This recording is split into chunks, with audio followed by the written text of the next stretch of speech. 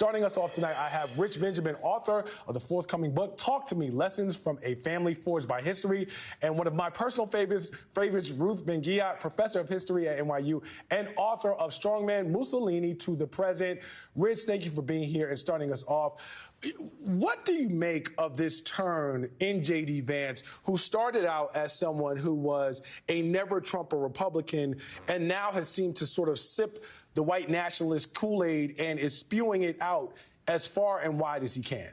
It's so cynical, Charles. It's a grab at power, and it's this realization that at the highest levels of the GOP establishment, this white nationalist ideology will get you somewhere. It'll gain you somewhere. And so he sees it bubbling up at their grassroots base, but he's also percolating it downward. And so it's absolutely frightening, as you said, because it harks to a past that many people, whether you have Polish blood, Russian blood, Jewish blood, Latin American blood, if you're the product or the son or grandson, granddaughter or daughter of someone who's fled a totalitarian regime, you can smell this noxiousness miles away. Ruth, we have talked a lot about the notion of language and how powerful it can be. And you have the historical context to explain for our audiences how significant it is when there are certain dog whistles that are given to an audience. Can you just sort of revisit that for people who may be a little bit late to the party to really understand why these aren't just words, but these are very, very weighted, very, very loaded phrases that have much larger implications for where we could be heading? Yeah, and we can start back with Hitler, who called Jews black parasites of the nation from the early 1920s on. And it's important that by the time Hitler came to power in 1933, Germans had been hearing these terms for over a decade. And one thing about propaganda is you hear extreme things over and over again, then they don't seem so extreme anymore, and they become familiar. Now, Americans have been hearing Trump malign, immigrants for almost a decade now.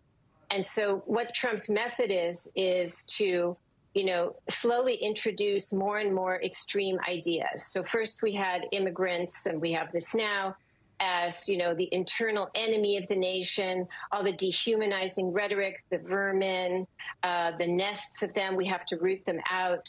And now he and Vance are introducing this idea of remigration, which is really scary because this is an idea that's very popular with the most extreme far-right people in Europe.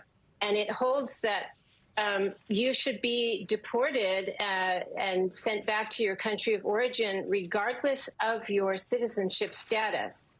Because if you really want a racial state, a white ethno-state, then whether you're legal or illegal doesn't matter. And that's what Vance is saying. He doesn't care if Haitians are here legally or not because they're the wrong race, and thus they're going to be targeted for deportation. So this has been a journey of language and a journey of concepts that these people have very knowingly taken Americans on. It's really disturbing.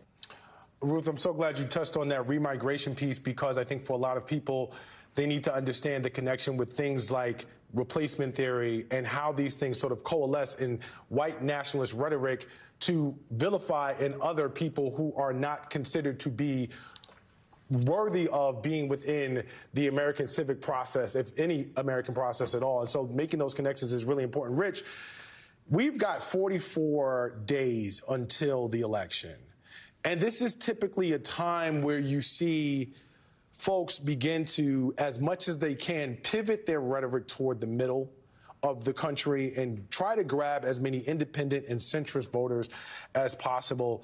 But on the right, with respect to Donald Trump, we are definitely not seeing that. We are seeing an attempt to sort of stretch and double down to what seems like the farthest reaches of the right to mobilize that base. What, if you have any sort of idea, is the strategy here as he attempts to do that and forego what would seem to be voters in the middle that might have been persuadable had he not chosen to jump off the deep end with some of this. It's baffling, right? 44 days closer to the election. But I think the answer to your question is the strategy is these folks know they're a declining majority. They understand that if they take this autocratic route, they can therefore have the policies that have broad support across the country. I can give you 3 examples: reproductive rights, raising the federal minimum wage, universal pre-K. I could go on and on. But when the population supports that and you understand that you're against these things, you have to pivot to your hard right. Autocracy is the way. And I love what Ruth was saying about language. Lies helps accomplish this. Lies, lies, lies. Diseducation, misinformation, and we're seeing it all that. So they're doubling down on a kind of minority rule strategy. You know, Ruth, on the lead-in, we talked a lot about Donald Trump's recent comments to Jewish Americans, specifically at an event that was intended to be fighting against anti-Semitism. Do you think that sort of challenge, if you will, to Jewish American voters is going to resonate at all? Will there be backlash? Are we seeing, or can we expect to see Donald Trump being labeled as anti-Semitic, or is that going too far based off of what he said to that audience at that event? Well, it's hard not to see him as anti-Semitic, given that he, allied with neo-Nazis from the very beginning, and he's issued these kind of veiled or not so veiled threats to Jews before, saying that they were disloyal. And, I would hope there would be backlash, but the reality is, along with evangelical Christians, Orthodox Jews have been one of Trump's most staunch, groups, constituencies supporting him no matter what he says and does. And this is, to my mind, knowing history, also extremely misguided, to say the least. So it's very scary when that clip you showed, a combination of grievance, the autocrat's grievance. I was treated badly and it's your fault. And what's not said but is understood is you're going to pay. Rich, I've got very little time, but I need you to make something super plain for me and the audience.